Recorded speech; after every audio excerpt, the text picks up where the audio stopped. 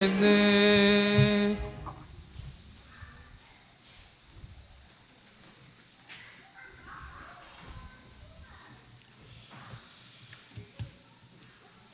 이 안식일에 쉼과 또 평안이 우리 모두에게 풍성하기를 간절히 바랍니다.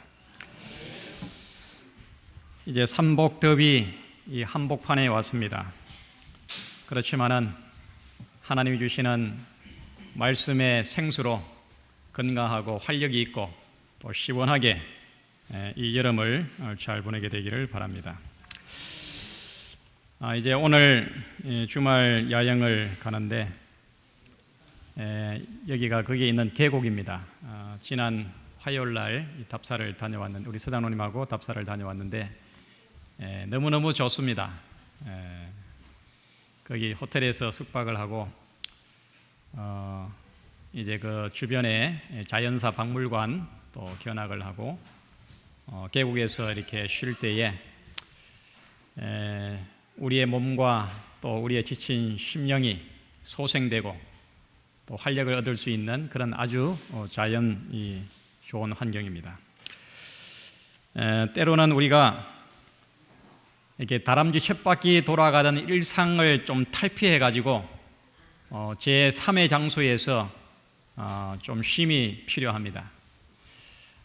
저희 교회는 교회 자체적으로 연례 행사로 이 여름에 주말 야영을 가는데 참 좋은 것 같아요. 제가 여기 와서 이제 올해 6년째인데 갈 때마다 정말 좋았습니다. 바다로 또 들로 산으로 그래서 성도들의 서로 친밀감과 또 연합과 또 믿음의 향상과 또 신앙의 부흥과 또 이 교회가 해야 될 이 사명을 우리가 다시 한번 새롭게 하고 교회의 이 전도의 사명을 위해서 힘을 모을 수 있는 그런 아주 좋은 기회입니다. 많은 분들 참여해 주셔가지고 정말 올해도 은혜와 또 감동이 넘치는 그런 시간이 되기를 바랍니다. 오늘은 또한 이 시조와 가정과 건강, 이 구독 신청 및 헌납을 하는 날인데 제가 거기에 대해서 말씀을 드리겠습니다. 제가 꽤 오래전에 설교 예화로 들었던 내용입니다. 미국의 어느 병원 응급실에 응급 환자가 입원을 했습니다. 만성병을 앓고 있던 그가 갑작스러운 통증이 심해져 가지고 구급차에 실려 가지고 이제 응급실에 왔습니다. 이 병상에 누워 가지고 진료를 기다리는데 이제 한숨을 돌리고 이제 병상에 누워 있는데 그 벽에 이런 글귀가 쓰여 있었습니다. 여기서 당신의 모든 고통은 끝납니다. 이 글귀를 보는 순간에 그의 온몸에 생기가 돌았습니다. 통증이 사라지고 마음의 희망이 솟아났습니다. 이 치료에 대한 확신이 들었습니다. 그로부터 그가 차츰차츰 회복이 되어가지고 일반 병실로 옮기고 회복이 되어 퇴원을 하고 건강을 되찾게 되었다는 것입니다. 여기서 당신의 모든 고통은 끝납니다. 여러분, 이 교회가 이런 곳이 되어야 하지 않겠습니까? 정말 삶에 지치고 몸과 마음이 망가지고 온갖 짐으로 걱정근심에 짓눌린 모든 사람들의 그 마음속에 아픔과 상처와 고통이 이 교회를 들어오는 순간에 끝이 나는 그런 회복을 주는 교회가 바로 여기가 되어야 하겠습니다. 고통의 끝을 보는 순간에 희망이 생깁니다. 절망의 마지막을 보는 순간에 용기가 솟아납니다. 지긋지긋한 죄의 슬픔과 고통, 절망과 저주의 끝이 가까워져 오고 있습니다. 피곤하고 고단한 인생의 끝, 그 너머에 새로운 세계가 곧 우리들 앞에 펼쳐지게 될 것입니다. 우리 다 함께 하나님의 말씀 요한계시록 21장을 펴겠습니다. 요한계시록 21장 1절로 4절 교독하겠습니다. 성경의 제일 마지막입니다. 21장 1절부터 또 내가 새 하늘과 새 땅을 보니 처음 하늘과 처음 땅이 없어졌고 바다도 다시 있지 않더라.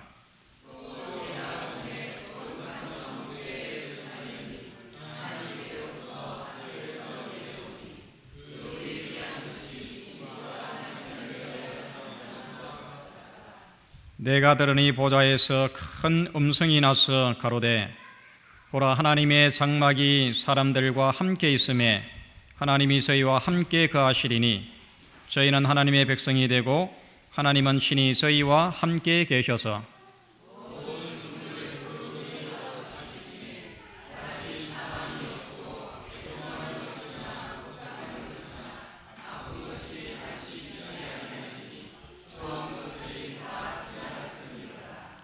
아멘.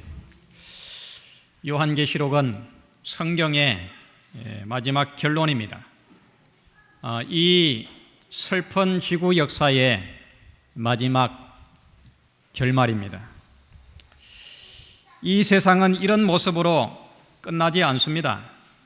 죄와 질병과 사고와 범죄와 사망의 슬픔으로 끝나지 않습니다. 이런 상태가 영원토록 계속되지도 않습니다. 지구 역사의 결론은 새 하늘과 새 땅으로 새롭게 시작이 됩니다. 처음 것들은 다 지나가고 다시는 사망이 없는 새로운 세계가 펼쳐지게 됩니다. 인류의 타락과 불순종의 쓰라린 역사는 끝이 나고 다시는 죄의 흔적이 없고 의와 평화만이 지배하는 그런 새로운 세계가 열리게 됩니다. 다시 사망이 없고 정말 얼마나 정말 아름다운 문구입니까? 다시 사망이 없고. 여러분, 이런 세상이 기다려집니까? 그곳에 빨리 가고 싶습니까? 이것은 꿈도 아닙니다. 동화 속에 나오는 그런 꾸며낸 이야기도 아닙니다. 과장된 이야기도 아닙니다. 성경의 말씀 그대로 곧 우리 앞에 이루어질 사실입니다. 오늘 이 복된 안식일에 이 놀라운 사실을 믿고 새로운 희망과 용기로 기뻐하고 즐거워하는 그런 복된 믿음의 성도들이 되기를 바랍니다. 다시 사망이 없고. 요한계시록 21장 4절에 보면 모든 눈물을 그 눈에서 씻기심에 다시 사망이 없고 애통하는 것이나 곡하는 것이나 아픈 것이 다시 있지 아니하리니 처음 것들이 다 지나갔음이러라. 여러분, 우리가 살고 있는 이 세상을 보시기 바랍니다. 어디를 보든지 죄와 사망의 저주로 가득 차 있습니다. 눈물과 사망과 애통과 통곡과 아픈 것들로 뒤덮여 있습니다. 이것이 당연한 것입니까? 이것이 지극히 자연스러운 것입니까? 저는 우리의 가정을 한번 들여다보시기 바랍니다. 우리가 살고 있는 이 지역사회의 구석구석을 한번 보시기 바랍니다. 국가를 보시고 또 세계를 한번 보시기 바랍니다. 어느 곳 하나 이런 것과 전혀 상관이 없는 곳이 있습니까? 죄와 사망의 저주로 꽉 찬 세상이 바로 우리가 살고 있는 이 세상입니다. 우리가 태어나면서부터 이런 모습을 보고 듣고 또 배우고 살다가 보니까 이것이 그냥 지극히 당연스럽게, 이런 모습이 그냥 지극히 자연스럽게 우리가 받아들이고 또 그렇게 하면서 우리가 이 땅을 아무 생각 없이 살아가고 있지는 않습니까? 죄와 사망의 저주는 결코 당연한 것이 아닙니다. 이렇게 살도록 계획되어지고 그렇게 만들어진 것이 아닙니다. 우리가 부르는 찬미 217장에 보면 눈을 들어 하늘을 보라 라는 그 찬미인데 1절 가사가 이렇게 됩니다. 눈을 들어 하늘을 보라. 어지러운 세상 중에 곳곳마다 상한 영의 탄식 소리 들려온다. 빛을 잃은 많은 사람 길을 잃고 헤매이며 탕자처럼 기진하니 믿는 자여 의할꼬. 참 이 세상의 모습을 아주 실감 있게 잘 표현을 해놨습니다. 어지러운 세상 중에 곳곳마다 상한 영의 탄식 소리 들려온다. 탄식 소리가 내 귀에 가까이 들립니까? 빛을 잃은 많은 사람 길을 잃고 헤매이며 탕자처럼 기진하니 믿는 자여 의할꼬. 여러분, 이런 모습을 보면서 여러분 어떻게 해야 되겠습니까? 그냥 지극히 그냥 당연스럽게 받아들여야 하겠습니까? 우리 교회에 작년까지 휠체어를 타고 나오다가 지금은 나오지 못하는 우리 40대 중반에 우리 한 성도가 있습니다. 지금은 이 요양병원에 가서 이렇게 생활을 하고 있는데 그분이 30대 초반까지 참 잘 나갔어요. 아주 이름 있는 회사의 그런 중력으로 그가 일을 하다가 과로해가지고 뇌출혈이 생겼습니다. 그래가지고 이제 마비가 왔습니다. 그 집도 상당히 안정된 집이에요. 그런데 지금 아버지도 암이고 또 어머님도 암이에요. 또 누님도 암이에요. 그 가정을 보면 참 마음이 아픕니다. 뭐 경제적으로는 부족함이 없어요. 그리고 사람들의 마음이 얼마나 착하고 얼마나 아주 순수한지. 뭐 1년에 이렇게 명절 되면은 이 교회에 또 이렇게 과일도 이렇게 보내주시고 지금도 그렇게 하고 있습니다.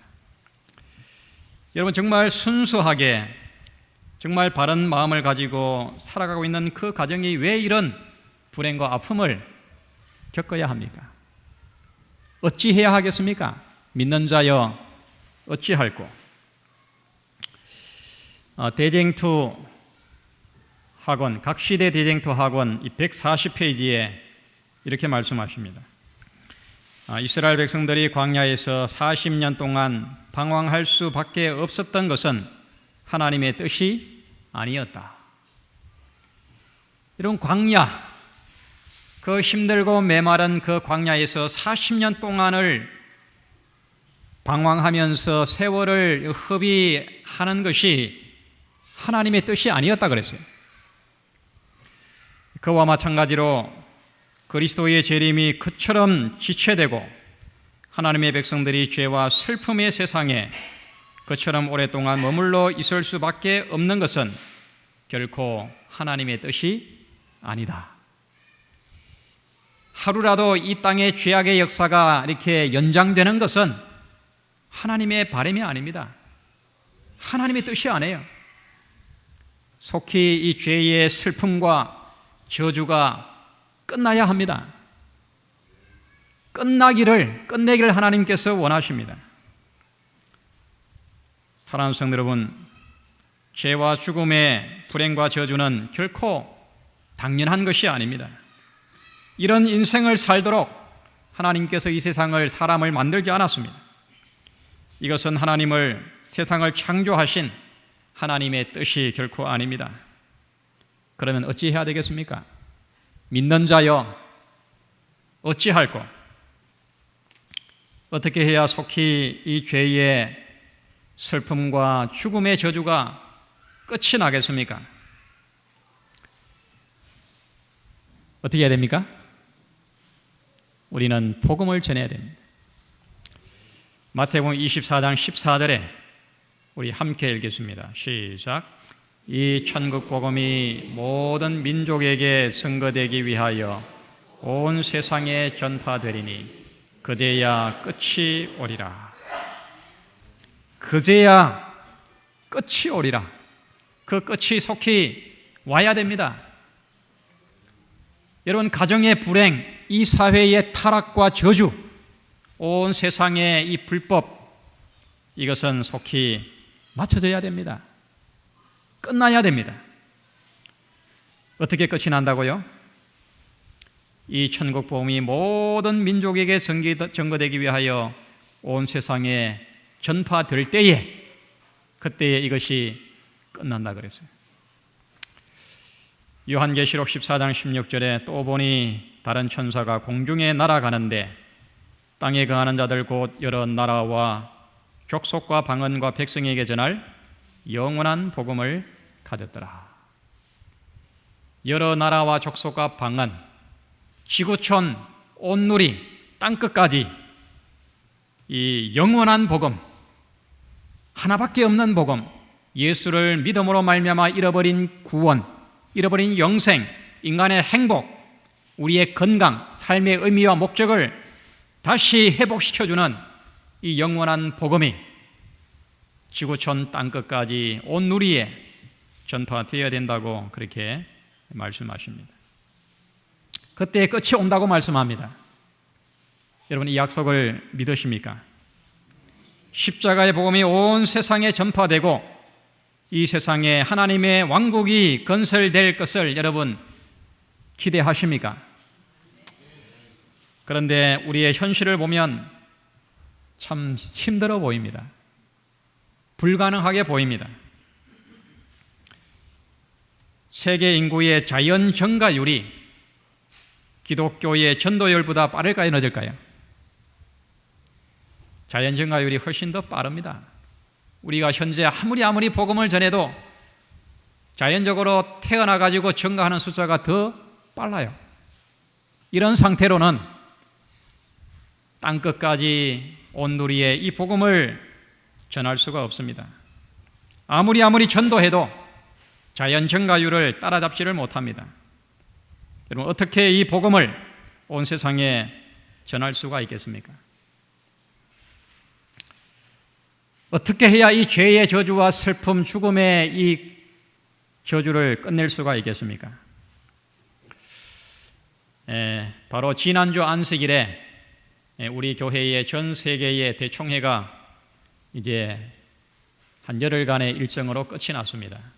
미국 텍사스주의 그 샌안토니오에서 열렸는데 올해 세계 대총회가 60차였습니다. 60회. 현재 유엔에 등록된 국가가 237개국인데 전 세계에서 우리 교회의 대표들이 216개국에서 왔습니다. 그러니까 216개국에 우리의 복음이 들어갔다는 거예요. 237개국이니까 약 한 20여 개국, 유엔에 등록된 나라 20여 개국에 아직 복음이 들어가지 않은 것입니다. 정식 대표가, 거기에 참여한 정식 대표가 2,566명이었습니다. 우리나라에서는 22명의 대표가 갔어요. 거기에 초청된 대표들만 해도 6만 명이었습니다. 거기에 이렇게 보고된 현재 우리 교회의 전 세계 재림 교인의 숫자는 1,850만 명입니다. 저희 교회는 상당히 정직합니다. 이와 세례를 주지 않습니다. 그리고 또 이 숫자가 실제보다 더 많을 수가 있습니다. 이 숫자는 거의 정확한 숫자예요. 1,850만 명. 현재 전 세계에서 가장 빠르게 성장하는 교단이 이 재림교회입니다. 세계 5대 교단 안에 속해 있습니다. 이제 60회 총회를 마치고 각 대표자들이 각국 자기의 나라로 돌아가서 이제 앞으로 5년 동안 세계 복음화를 위해서 정말 기도하며 열심히 헌신적으로 복음을 전할 것입니다. 여러분, 우리는 이 약속을 믿어야 됩니다. 이 천국 복음이 모든 민족에게 전거되기 위하여 온 세상에 전파되리니 그제야 꽃이 오리라고 하는 이 약속을 우리는 믿어야 됩니다. 그렇게 될 것을 우리는 기대해야 됩니다. 로마서 8장 28절에 우리 함께 읽겠습니다. 시작.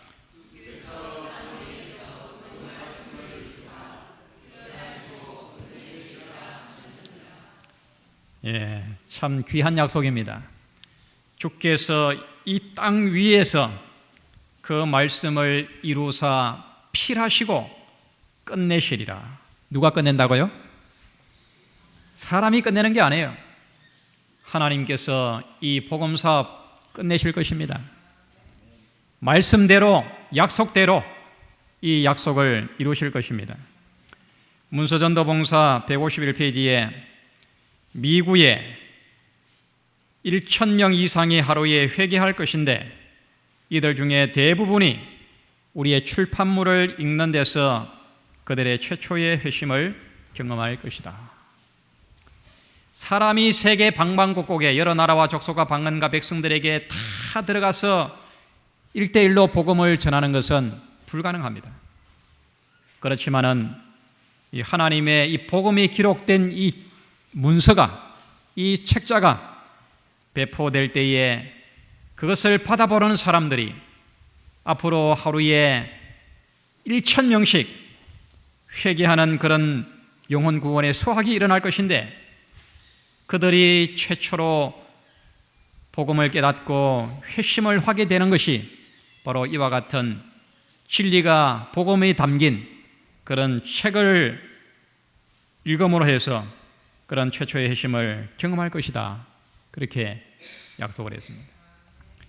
이렇게 하면 하나님의 복음이 끝이 나겠습니까? 이거는 선지자의 약속입니다.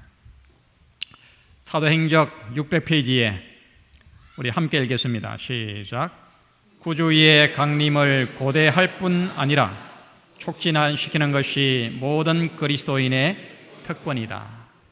우리는 재림 성도들입니다. 잠깐 후에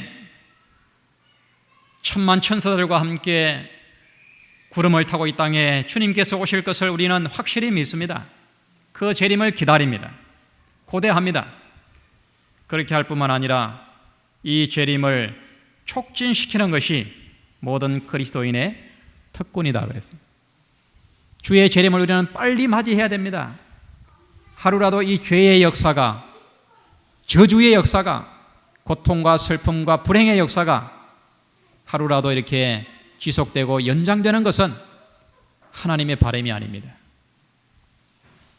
한 가정이라도 그 가정에 그 불행이 지속되는 것은 하나님의 뜻이 아닙니다. 구주의 강림을 고대할 뿐만 아니라 촉진시키는 것이 모든 그리스도인의 특권이다. 우리는 이 특권을 잘 활용을 해야 됩니다. 이제 오늘 안실학교 시간에 우리 선교에 우리 서 계신 우리 최경혜 집사님께서 시조의 이 헌납에 대해서 권장을 해 주셨습니다. 여러분 오늘 들어오실 때 받으신 이 내용을 보시면 올해가 시조가 몇 살입니까?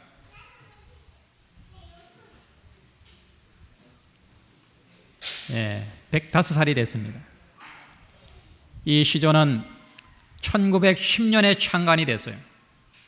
1910년이면 한일 합방하는 그 해입니다. 굉장히 오래된 잡지입니다. 우리나라의 최초의 오래된 잡지가 최남선 씨가 쓴 해에게서 소년에게라는 잡지예요. 여러분 다 들어보셨죠? 정말 유명한 책입니다. 그 다음으로 두 번째 오래된 책이 바로 이 시조입니다. 참 뿌리가 깊어요. 전국 방방곡곡에서 이 시조를 통해서 깨어졌던 가정이 회복이 되고 무서운 병을 앓고 있던 환자가 치료가 되고 또 절망적인 인생이 방황해서 새 생명을 찾고 교도소에서 시조를 통해 가지고 주님을 만나는 회심의 역사가 오늘도 방방곡곡에서 일어나고 있습니다. 시조는 어디든지 뚫고 들어갑니다. 요즘에 방문을 해보면 그 우리의 방문을 방해하는 가로막는 그런 방해들이 얼마나 많은지 몰라요. 수의들이 못 들어가게 하고 문을 열어주지 않고 만나주지 않습니다. 그러나 이 시조를 험납해서 보내게 되면은 안방까지 들어가서 이 시조가 그 가정에서 선교사의 역할을 합니다. 여러분, 지난주에 이거 다 나눠드렸는데 이 내용 다 읽어보셨죠? 참 감동적인 내용이 많이 있습니다. 여러분, 이 권만복 목사님 지금 은퇴를 하셨는데 아마 우리 교단 안에서 책을 가장 많이 쓴 분이 바로 이 목사님이에요. 지금 은퇴하셨지만 지금도 저수를 하는 일을 계속하고 있습니다. 그런데 이 목사님이 어떻게 재림교인이 됐냐 하면 군에 복무를 할 때에 대구에서 아마 대구 저기 K2 여기 공군에서 근무를 했다 그러는데 아마 여기 같아요. 이제 대구에서 이 군복무를 하는데 이 지휘관들의 자녀를 가르쳐 주는 그런 교수 요원으로 이제 뽑혀가지고 아이들을 이제 가르치는 일을 했습니다. 그런데 이 경비가 얼마나 삼엄한지 몰라요. 그 관사에 아무나 들어올 수 없습니다. 그런데 어느 날 한 문서 전도자 두 사람이 들어와 가지고는 시조를 주고 갔어요. 주고는 이제 경비한테 발각이 돼 가지고 쫓겨나갔습니다. 어떻게 들어오게 됐냐 하면은 이 보초를 보는 이 보초병이 잠깐 길 건너에 이 술집에 갔대요. 술집에 잠깐 간 사이에 보초가 없으니까 문서 전도자들이 이제 들어온 거예요. 그래 들어와 가지고 이제 관사에 지금 아이들 가르치고 있는 권만복 병사에게 시조를 주고는 이 보초병이 다시 들어와 가지고 이렇게 발각이 돼 가지고 그냥 쫓겨나갔습니다. 이 시조를 받아본 이 병사가 이 권만복 이 병사가 글을 읽은 것입니다. 그래 가지고 진리를 깨닫고 재림교인이 됐어요. 그리고 목사가 됐습니다. 참 놀라운 일이 아닙니까? 하나님의 섭리가 정말 놀랍지 않아요? 그 찰나를 이용해 가지고 들어가서 시조를 전하고 그래서 재림교인이 됐습니다. 이 앞에 보면은 이런 글귀가 있습니다. 선교 활동을 통해서 진리의 빛은 세상에 환하게 비치고 있다. 출판 사업은 목회 사업으로서 접근할 수 없는 많은 사람에게 접근할 수 있는 도구인 것이다. 진리를 가진 복음 사역자가 직접 가가지고 이렇게 복음을 전할 수 없는 곳에 이 출판물이 바로 이와 같은 이 잡지들이 복음 사역자를 대신해 가지고 복음을 전하는 그런 복음의 사자, 곧 도구가 되는 것입니다. 오늘 아침에 안식일교 시간에 소개해드린 것처럼 이제 이 시조는 1년에 18,000원이고 가정과 건강은 1년에 19,000원이에요. 이거는 특별하게 이렇게 할인해 주는 기간에 하기 때문에 이렇게 싼 가격에 할 수가 있는 것입니다. 그래서 여러분 개인적으로 가정에도 구독을 하시고 그 다음에 안식일학교 시간에 소개한 것처럼 우리 주변에 관공서에 또 이런 병원에 이 시조를 보내드릴 것입니다.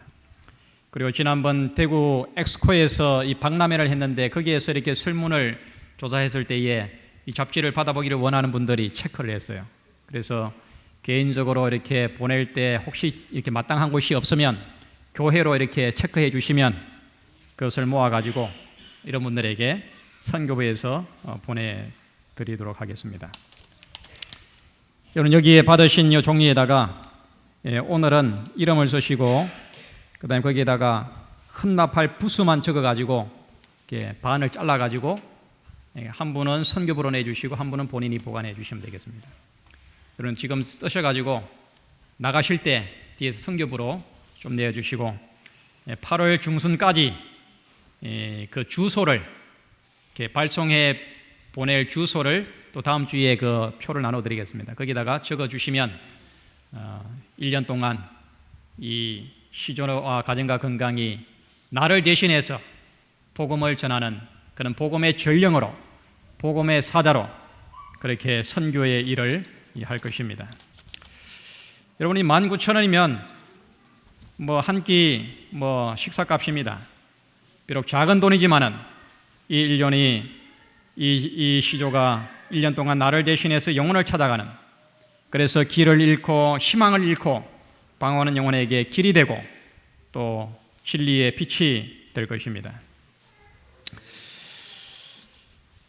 여기에 또 한 이 신뢰가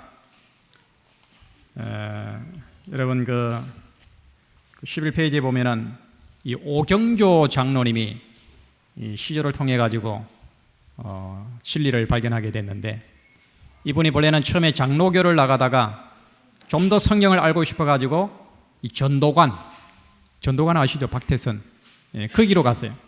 거기 가가지고 성경을 공부하는 중에 시조를 접하게 됐습니다. 그래가지고 이제 진리를 깨닫고 우리 교인이 됐는데, 이분이 누구냐 하면 우리가 올 11월 달에 우리 그 건강복음 전도회 계획하고 있지 않습니까? 그때 강사로 오시는 분이 누구냐 하면 오신영 목사님이에요. 오신영 목사님 아버님입니다. 아버님. 지금 에덴 요양병원의 원목으로 이렇게 일하고 계시는데, 우리 오신영 목사님을 모시고 올 11월 달에 이제 건강 전도회를 하는데, 그 아버님이 이런 시조를 통해 가지고 회심을 하고 그 자녀들이 형제들이 다 우리 교회 안에서 훌륭하게 일을 하고 있습니다. 사랑하는 성도 여러분, 무는 무보다 강하다고 말합니다. 이 복음이 기록된 책자는 살아있는 책입니다. 하나님의 영이 역사하는 책입니다. 세상은 참 복음에 목말라 하고 있습니다. 오늘도 죄와 사망의 그늘에 앉아서 탄식하며 우울하게 살아가는 현대인들이 진실로 애타게 기다리는 것은 육신의 양식이 아닙니다. 돈이 아닙니다. 물질이 아닙니다. 그들의 인생의 상처를 싸매어주고 아픔을 치유해 줄 십자가의 복음, 생명의 복음을 그들은 기다리고 있습니다. 시조는 그들에게 여기 말한 것처럼 진리의 빛이요, 생명의 빛이요, 사랑의 빛이요, 믿음의 빛이요, 소망의 빛을 비추어 줄 것입니다. 생수의 근원을 떠나서 메마른 사막에서 괴로워하는, 그래서 삶이 시들어가고 있는 인생들에게 생명의 푸르름을 안겨주는 그런 축복의 통로, 또 생명의 전도자가 다 되어서 속히 이 땅의 죄와 사망의 저주를 끝내고 다시는 사망이 없는 하나님의 나라, 영원한 의와 평화의 나라, 새하늘과 새 땅을 맞이하는 그런 복된 우리 모든 성도들이 되기를 간절히 바랍니다.